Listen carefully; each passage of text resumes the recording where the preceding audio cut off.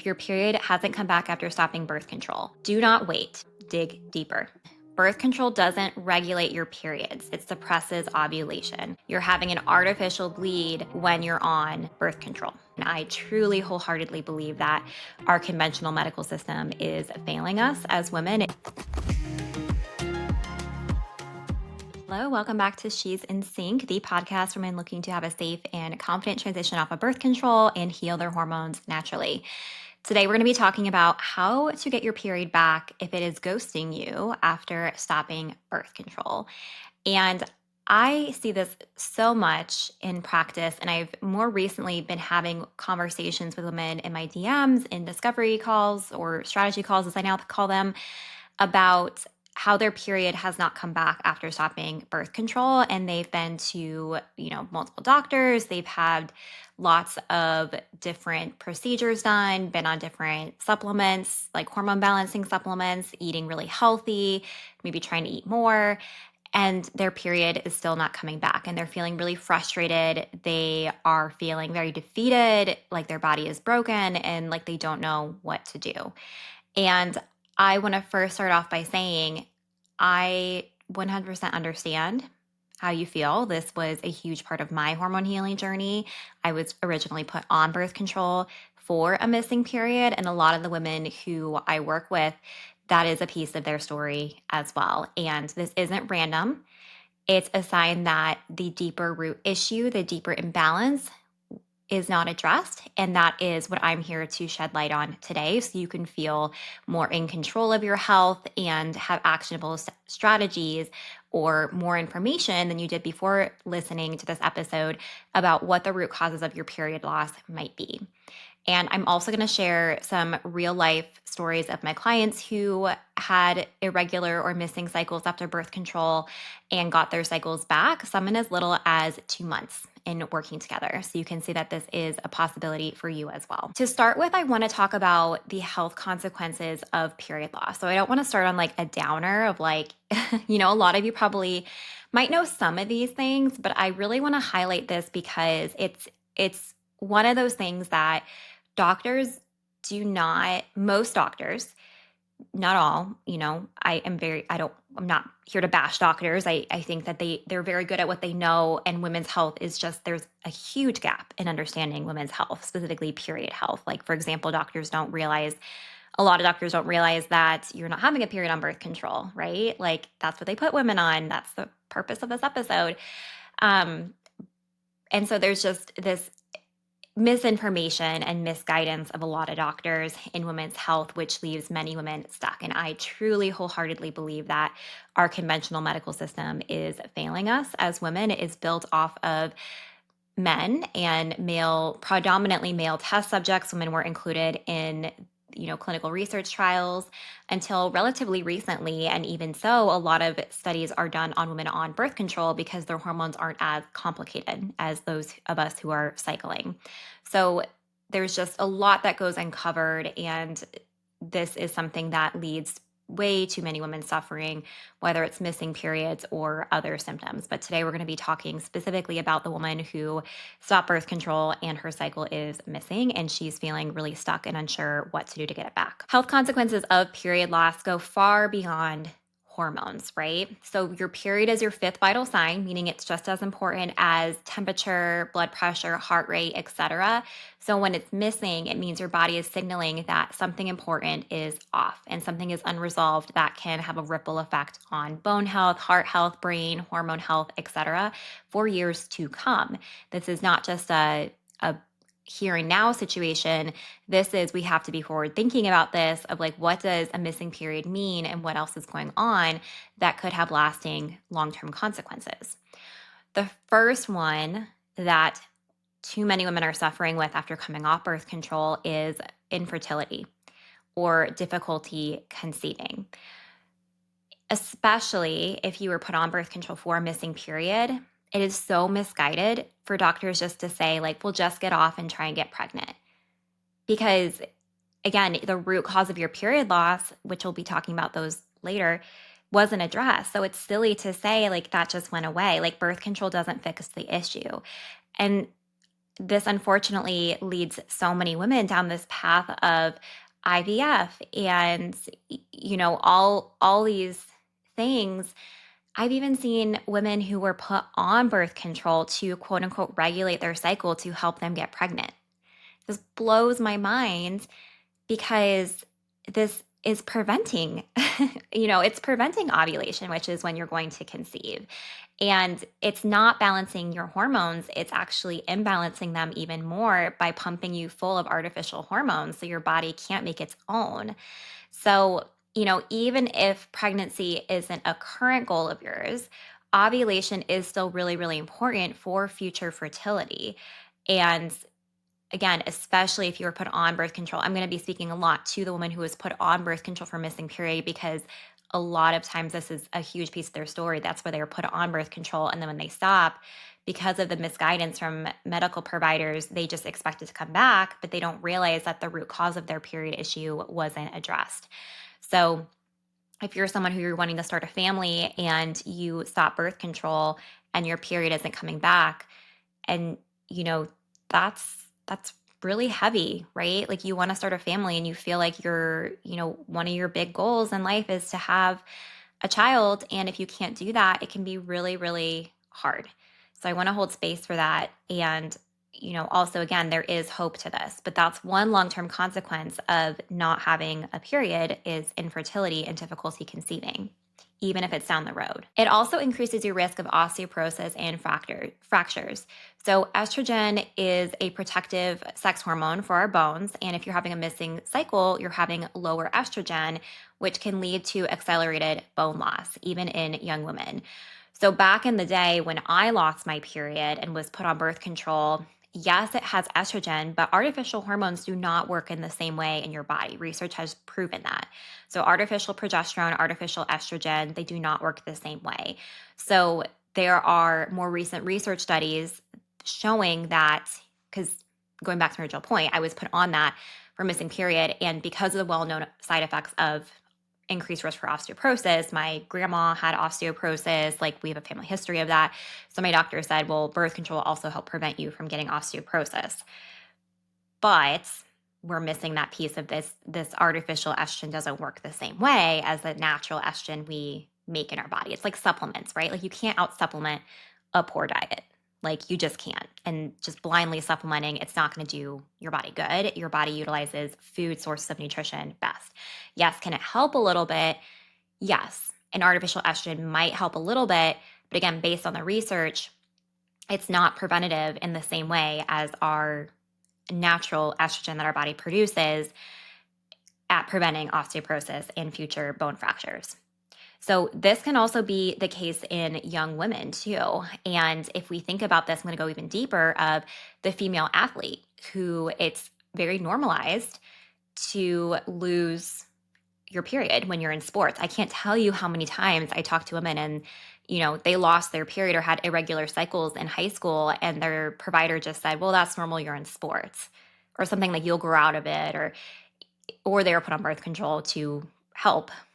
No, that's not normal. That's a sign that your body is stressed. It doesn't feel safe to ovulate. We need to figure out what's going on here. And that normalization of period loss when someone's in sports or when someone's really active or when someone's like really healthy. That was my case. I wasn't in sports, but I was over exercising, I was under eating. It was just like, well, you're really healthy. That's normal or common for girls your age. Like you're going to college anyway, just take birth control and get off when you want to get pregnant. It's very, very misguided. And that sets us up for having long-term issues down the road. So increased risk of osteoporosis and fractures, higher risk of cardiovascular disease. Again, estrogen. Estrogen sometimes gets demonized as like this, we talk a lot about like high estrogen and difficulty with estrogen detoxification or, whatever. But estrogen is like really the queen bee of hormones. Like, I mean, all hormones are great, but estrogen is very misunderstood and she's really, really important. So estrogen helps specifically with cardiovascular health because it keeps blood vessels flexible and supports healthy cholesterol levels. And low estrogen increases the risk of long-term risk of heart issues. So we want to also be thinking about heart health with this too. And then mental health. So, low hormones in general, when someone is losing their period, they tend to just have low hormones in general. Um, and that can cause brain fog, fatigue, mood swings, anxiety, depression. So, hormones like estrogen and progesterone play a direct role in serotonin and GABA regulation, which are your calm and happy hormones. And these are the things that help you have a stable mood, help you avoid PMS, give you energy, make you feel good. And so, if those things are low and you're not having a period, usually period loss comes with other symptoms too. It's not just the period loss, it's other things that are happening in tandem with it. So, some recent clients I've worked with or I've talked to, it's fatigue and a missing period and acne, and a lot of those things can go hand in hand with one another. And finally, it's masking a serious root issue, whether it's hypothalamic amenorrhea or PCOS, thyroid conditions, inflammation, stress. These are things that just saying go on birth control or just wait it out and see what happens, ignoring it is likely missing the chance to actually resolve the true issue and resolve what's truly underneath, which the longer it festers, the longer long-term consequences can happen. Of course, we can fix these things, but I really want to empower you by saying, like, the longer you wait, if you're listening to this episode, you've likely already been waiting and that's not working. So we need to take action with this and go a different route to actually see the results that you are looking for. Why periods don't return after stopping birth control. Again, birth control doesn't regulate your periods, it suppresses ovulation. You're having an artificial bleed when you're on birth control. So I want to say this again. If you were put on birth control to regulate your cycle or get your cycle back, it was not actually doing that. So you technically, if you started birth control at 18, you're now 27 and you lost your period at 18, you were put on birth control, you're 27, you got off, you're not getting a period back, you've technically not had a period for 9 to 10 years because you weren't having a period on birth control. This was honestly the biggest mind blow that I had when I was first learning about these things, because I thought I was having a period on birth control for 10 years when I was on it. Again, that's why I was put on it. And when I learned that wasn't the case, I felt extremely lied to and almost duped, just with the lack of information. And that's what pivoted my whole viewpoint on nutrition and medical systems and my job and everything. So, if that is the case for you, you're not alone. And this is something, I'm sorry you didn't learn this sooner. And you know this now. And so keep listening. You can take your power back and you can know what to do instead. So, birth control doesn't regulate your periods, it suppresses your hormones and suppresses ovulation because of that. And the bleeds that you have are withdrawal bleeds. They're not true cycles because you're not having those ebbs and flows in your hormones. So, some underlying issues with this that I see most commonly. The first one is underfueling, undereating. And this can be from, this is not someone who has anorexia. Okay. Yes, it could be. But a lot of times when people think of underfueling, they just go to like the emaciated person who has an eating disorder. They're like, that's not me. I'm a normal weight. I eat. I don't exercise or over exercise. I'm really, I'm careful about what I eat. So there can be two other buckets with this. There can be the overly healthy person. I see this a lot of someone who's and this was me, very health conscious. They are eating very healthy, but they are unintentionally in that process under fueling. So they might have an okay relationship with food, but in their quest to be healthy, they are unintentionally under eating, whether that's calories, total calories, or whether that's specific macronutrients or micronutrients their body needs to safely ovulate, like carbs and fats are the biggest ones. We live in a culture right now, the big trend is protein, which yes, protein is important, but so are carbs and fats. And carbs and fats are king and queen for having a healthy, balanced period. So that's the first thing I'm assessing, honestly, when I am talking to somebody with an irregular or missing period is what's your typical day of eating looking like? And I dive deep into like, well, if you had crackers, how many crackers are you having? What brand? Like, are they keto crackers? Are they low carb crackers? So we can get a deeper understanding of are you under fueling? Because I will tell you, in the clients that I work with, this is almost always a piece of the puzzle, almost always under fueling. And again, it's because we live in a culture that there's so much information and misguidance around health. There's always diets, there's always do this to be healthier, do that to be healthier, avoid this food, eat this food instead, do this healthier alternative. And unfortunately, within all that noise, it can lead someone who is more health conscious or maybe does have a disordered relationship with food in their quest to, control their weight or whatever, to undereat and underfuel themselves. The second bucket I want to talk about too is someone who is a quote unquote normal weight. Period loss and undereating and eating disorders, I want to point out, can happen at any weight. When I worked in the eating disorder space for 8 years, if you walked into our facility, you would have had no clue that those people were suffering on the outside with an eating disorder. And you can't diagnose whether someone has binge eating or anorexia or ARFID or bulimia. You can't diagnose this just by how someone looks. That's a huge stereotype, is how someone looks in relation to their weight equals what eating disorder they have or what their problem is. Okay. So even if you're a normal weight, you can still be under eating.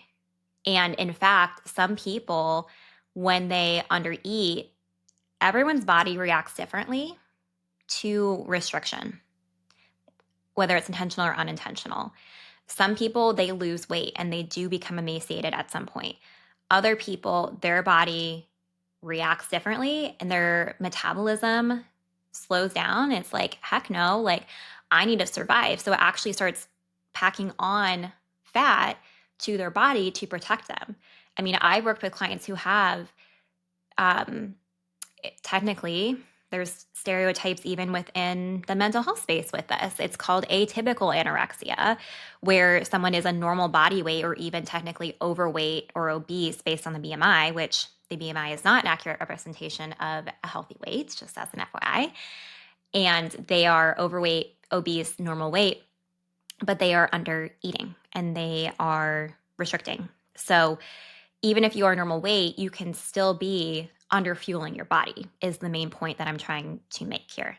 So just because you aren't a certain size doesn't mean that you aren't under fueling yourself. So I want to make sure that that really sets in for you. The next one as well is stress. Okay, so stress can be under eating. That is a stressor in and of itself. When we think of stress, we think of like job, kids, life, adulting, breakups, losing our job, etc. But it also could be physical, underfueling, overexercising.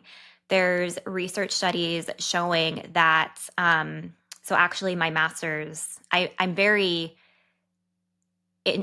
in a past life, I was very interested in the relationship between exercise and eating disorders. So my master's degree, or my master's program rather, was on the relationship between different types of activity. So looking at cardiovascular versus more like yoga, stretching, meditation versus weightlifting and its relationship or correlation to disordered eating. And there's, in creating that master's project, I went through a lot of research, and there's really interesting research about how even if someone is fueling properly, like they are eating enough calories for the amount that they are expending with exercise to, adjust for that, their body still is under a stress state by the amount of activity they're doing. So even if someone is eating enough, but they're over-exercising, that could result in period loss. So this is another thing that we want to look at is what does your activity look like in relation to stress on your body physically? What does eating look like? What does exercise look like? What do those look like as ratios to one another? Because both of those are at play.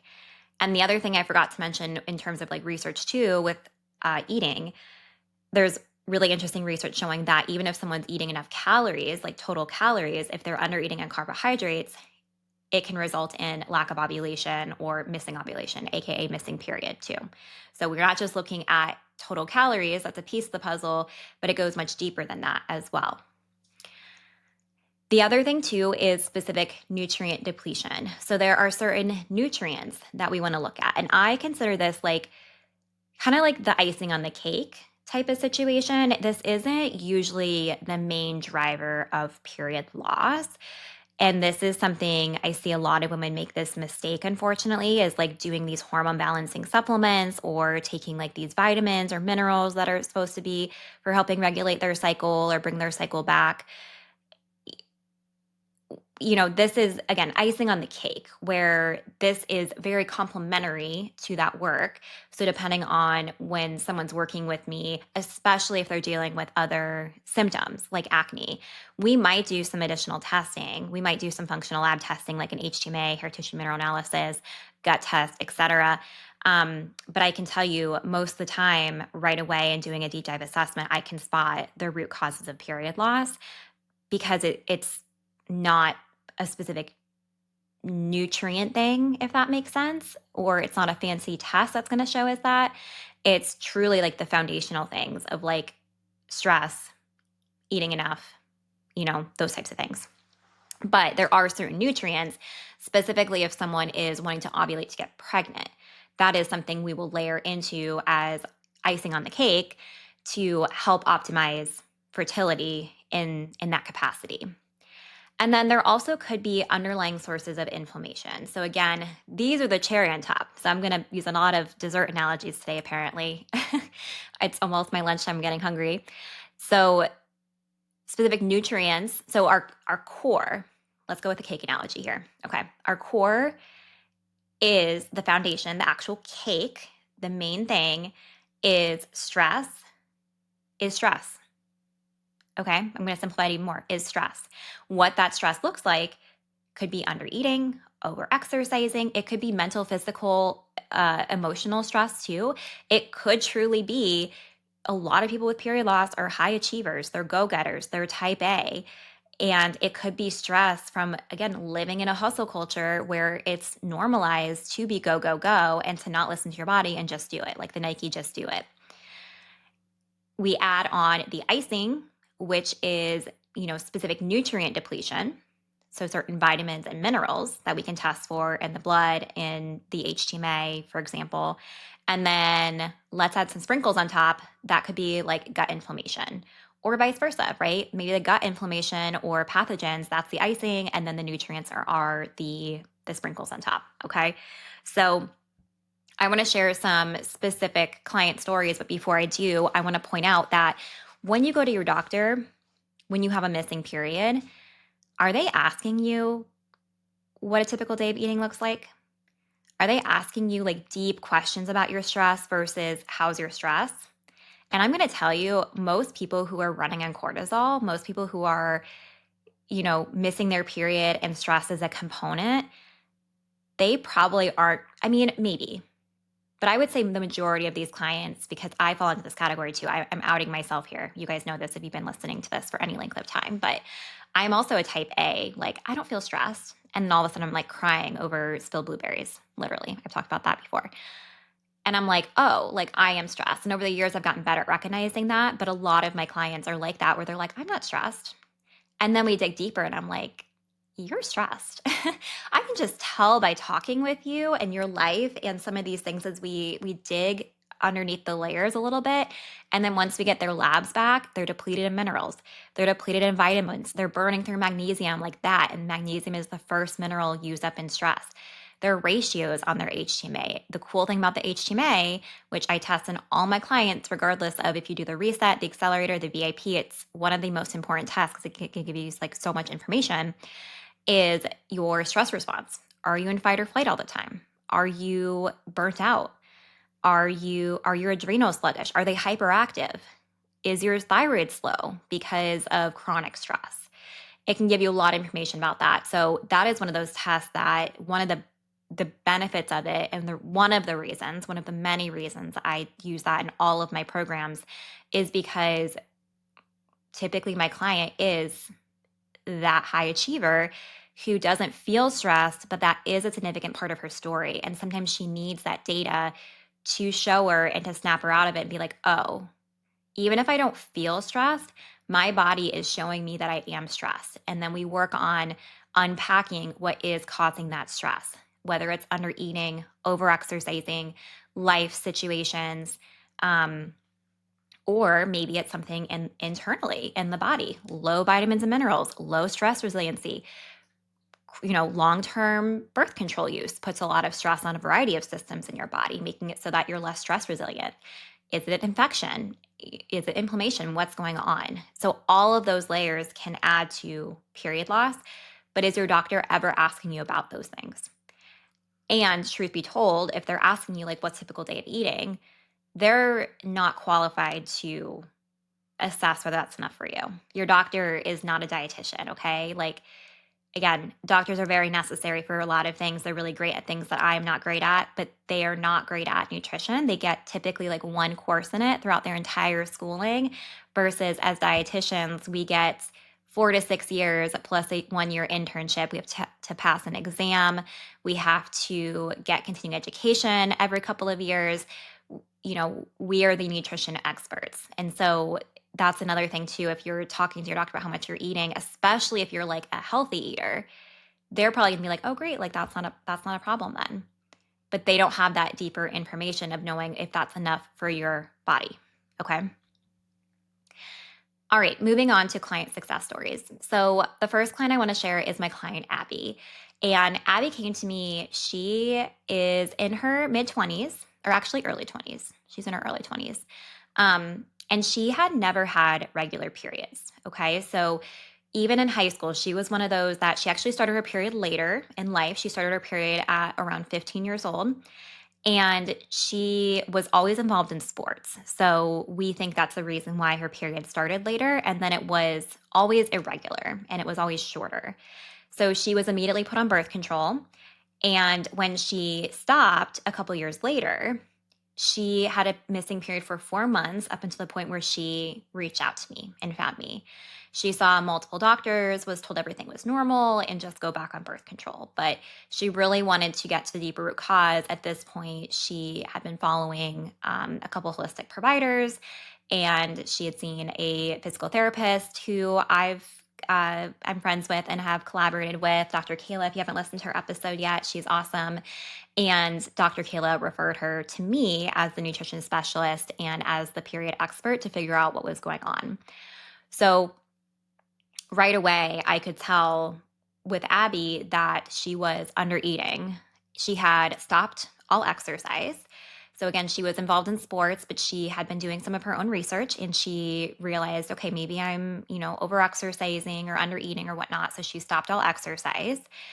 And so really what we targeted was, it wasn't the activity, it was her go, go, go lifestyle causing stress. And then it was chronic under eating. So even in high school, she was under eating for the amount that she was exercising. And she doesn't have a disordered relationship with exercise or with food. She was very on board with eating more. She was open to weight restoration if that's what she needed to restore her period. So we really dug in and we increased her total calories and specifically increased the amount of carbs and fats that she was consuming. Abby was also struggling with acne as well, and that was something she wanted a root cause approach to clear as well. So we did do some functional lab testing on her, and we saw that her thyroid was really sluggish. So she had slow cellular thyroid activity. Her antibodies were high, so her thyroid was really struggling, and that is a huge sign of a slower metabolism as well, which happens after chronic under eating, overexercise, and stress. She also had hyperactive adrenals. So she was constantly running on cortisol, which makes sense. And she was really low in a variety of vitamins and minerals from years of restriction, coupled with birth control use for a couple of years. And then another thing we found too was that she did have a parasite, which can put stress on the body. But again, this usually isn't a primary reason for period loss. For her, the biggest thing was not eating enough, and specifically low carbs and fats and total calories, and then stress in relation to that, as well as low vitamins and minerals that were important for ovulation. So, what we did was, like I said, we increased those things. We started working on proactive stress management. She is still meeting with her physical therapist as well to work on some calming exercises to incorporate. And then I also helped her figure out how to prioritize fueling herself during the day, because a lot of people, it's not intentional. It's just they're so used to being go, go, go, and food isn't something that's part of the equation, right? Like if she would pack something for lunch, she would have something quick in the morning, that was not a substantial amount of food. Then she would have lunch at work, and then she would go pretty much the rest of the day without any snacks until dinner, have something at home. And then if she was out for the rest of the day, or on weekends were particularly hard for her, because she had lack of a schedule, she'd kind of sleep in, skip breakfast, would kind of eat when other people were eating or when she was out with friends, but then she would go long periods without eating and just was under eating. So we really honed in on having a routine with food, eating 3 meals, 3 square meals, a couple snacks in every single day, including on the weekends. So we focused really heavily on that and making it fit her lifestyle. So it became a habit, and it just gets easier over time. So eventually she starts thinking, okay, I'm going to be out all day today. I need to pack some snacks, or I need to stop for lunch, or I need to pack lunch. I need to take my mineral mocktails with me and add some collagen for some calories in there. It becomes more ingrained in you to do that. But if you're not used to doing that, it can seem like a really daunting task. So that's why I really helped her figure out how that would fit into her lifestyle realistically. So once we made those changes, she actually got her period back in 2 months. So after not having a true period pretty much her whole life, I mean, she had a period, but it was irregular. And she hadn't had one for over 2 years, being on birth control and then off of it for 4 months, it not coming back. She got it back in 2 months by making these changes. And the functional lab testing, that was just extra for, the other things that she was dealing with, like the acne. We didn't necessarily have to run those on her. If anything, we could have run like some hormone panels and an HTMA just to see minerals of like complementary things she could add. But the real root causes was the stress from under eating and chronic under eating and past history of over exercising in sports. And her body just didn't feel safe enough to ovulate again because it had never felt safe enough to do that in the first place. So why would coming off birth control magically make that go away? It wouldn't. But she was able to get her period back in 2 months and working together, which is exciting. My next client is Katie. And Katie was a client who birth control wasn't part of her story. But she hadn't had a period in over 1 year. And her doctors kept pushing her that her only solution was to go on birth control. And she didn't want to do that. And she tried lots of hormone balancing supplements. She had ultrasounds. At some point, her doctors even threw out the term PCOS, which is very common with hypothalamic amenorrhea. There can be misdiagnoses with that, kind of a catch-all sometimes. And when we started working together, root causes, underfueling, overexercising, stress. This was one of Katie's main stressors, was not having a period. She was so distressed by this. It had been a year. It had been a year, and she had been through the gamut of seeing tons of providers. And like by the time she reached out to me, I could tell like her tone was very like desperate, not in a bad way, but like in a relatable way of like, girl, I got you. I know this is so hard for you, because she wanted to have kids one day. She knew that her body was off, but she just felt like she had no power in figuring out what was going on. And she kept hitting roadblocks with her doctors of being like, we don't know, everything looks normal, just go on birth control. So we worked on really liberalizing her diet. We worked on her relationship with food. She did have some disordered relationship stuff with food and with exercise.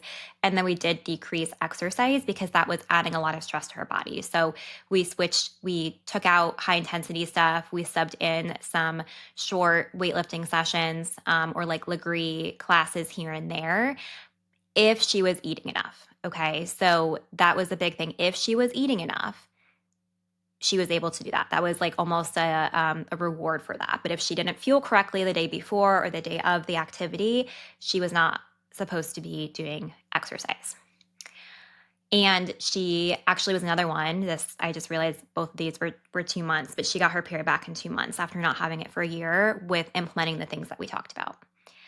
And it was cool because hers actually returned on vacation. And she told me, she was like, Taylor, my period came back and it was like the best vacation I could remember in a long time. I was eating ice cream with my cousins. I was eating like chips with them when we were watching TV and just hanging out. Otherwise, in the past, that would have sent me into like a spiral of feeling like I wasn't eating healthy enough or needing to work out on vacation. But she literally was so relaxed on vacation. And again, a big part for her was knowing that she had a professional helping her and telling her that we have a plan to get your period back and doing the things that I recommended. She just felt so much like solace in that, I think is the word I'm looking for. Like so much weight was lifted off of her knowing that after a year of not getting answers. And so that speaks hugely to her success of getting her period back in 2 months on vacation, which is so cool. Like what better timing? Which actually is funny because some of you listening might be thinking about that and being like, "Oh, that sucks. Get your period on your vacation." But for her, she messaged me and she was like so excited and so elated because she got that and she was like, "Okay, my body is turning back online. My hormones are back. I'm feeling better than ever." And it wasn't just the period, it was also, for both Abby and for Katie, it was those other wins too of skin clearing, more energy, feeling more like themselves, being able to participate in life more, enjoy food more without fear, being able to listen to their body more and really tune into what they needed and how to nourish themselves more. It's much deeper than just getting your period back. Yes, of course, that's a benefit, but it's usually, there's more to everyone's story than that. So I'm so happy for both of them. So this framework works, right? Again, your body isn't broken. You just need to know exactly what's going on. And this highlights the basics of fueling yourself properly, supporting your body versus fancy hormone supplements or birth control, which just masks the deeper issue. With both of these clients, we identified extreme nutrient deficiencies, especially vitamins and minerals important for ovulation. They weren't eating enough carbs and fats for hormone production. They were more stressed, more high achievers, even though neither of them identified in our assessment that they didn't feel stressed. I think I always ask people on a scale of 1 to 10, what's your stress level? And I would say these two, I think they put like 4 or 5 maybe. And then we got their labs back. And after I talked with them, I'm like, oh, I think we're more like 7, 8, 9. Because that's just normalized, right? Of like running on cortisol, or it feels like unless you're having a panic attack, you don't feel stressed. That's the case for some of us. So while we can do lab testing, and one thing I do want to highlight is hormone testing.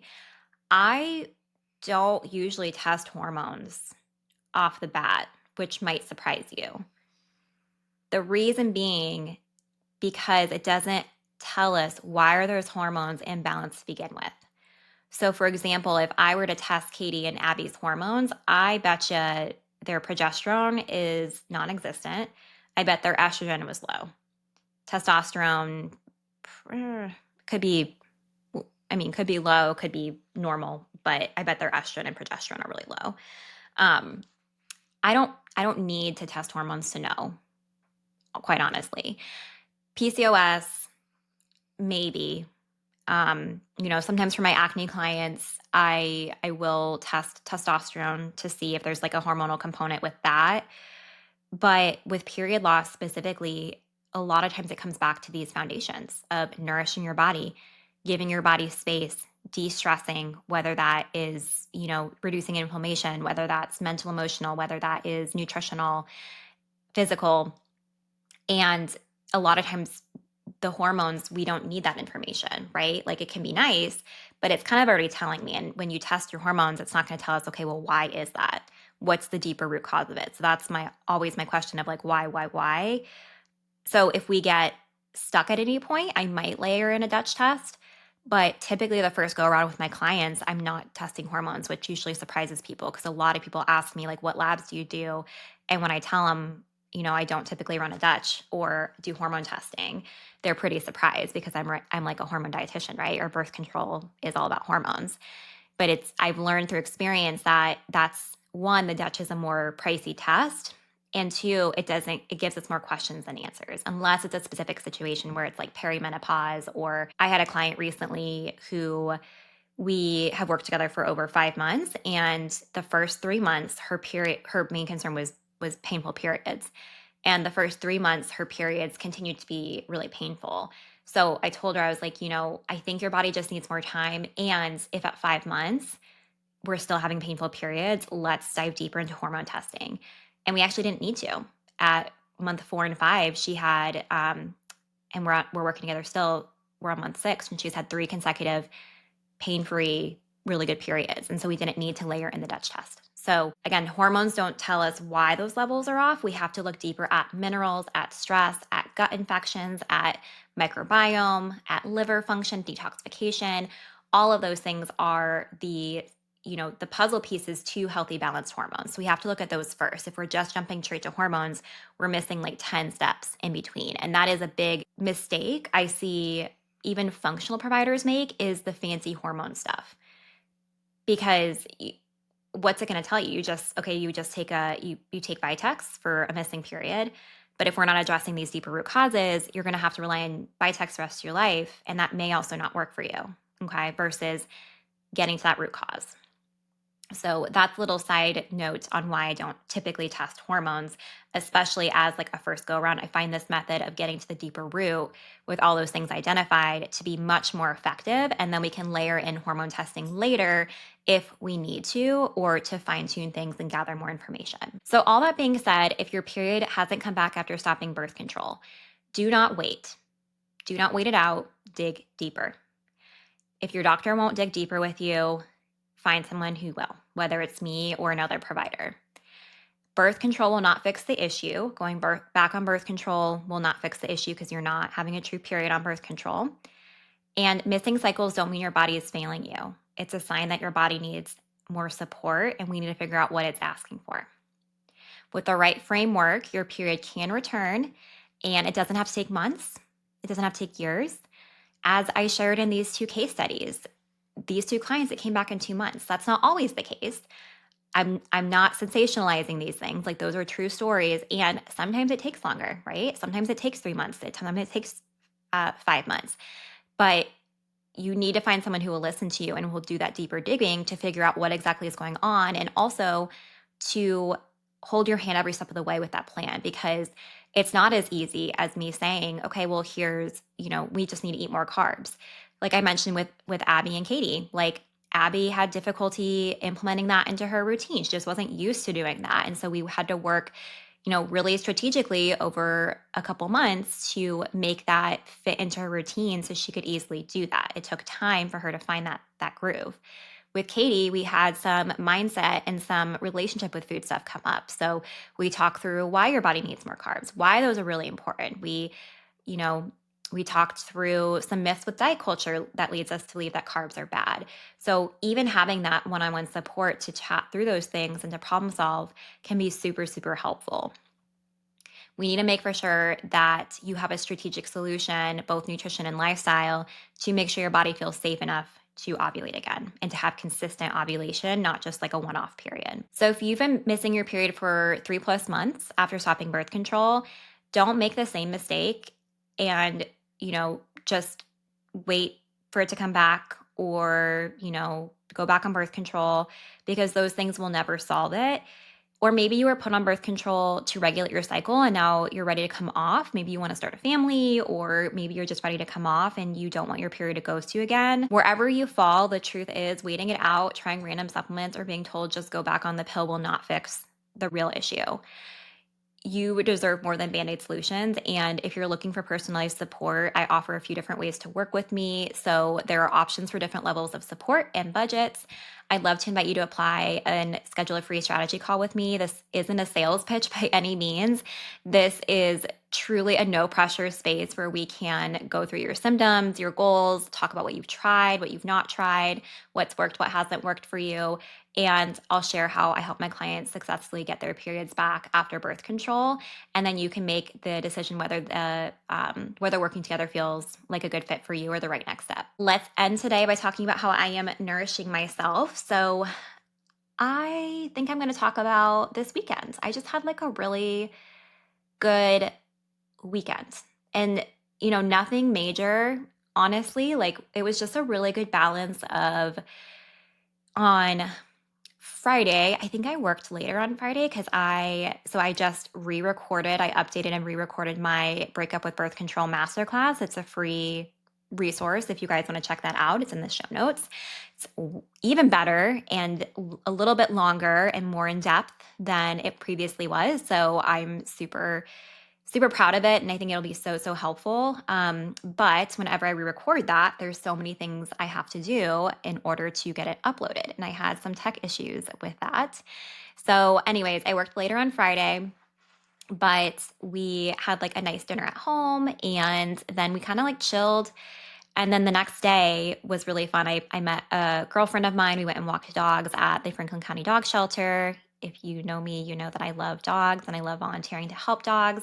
So we walked some really deserving dogs. It's always like so heartwarming to go there and to, volunteer there. And then we went and got tacos and margaritas for lunch.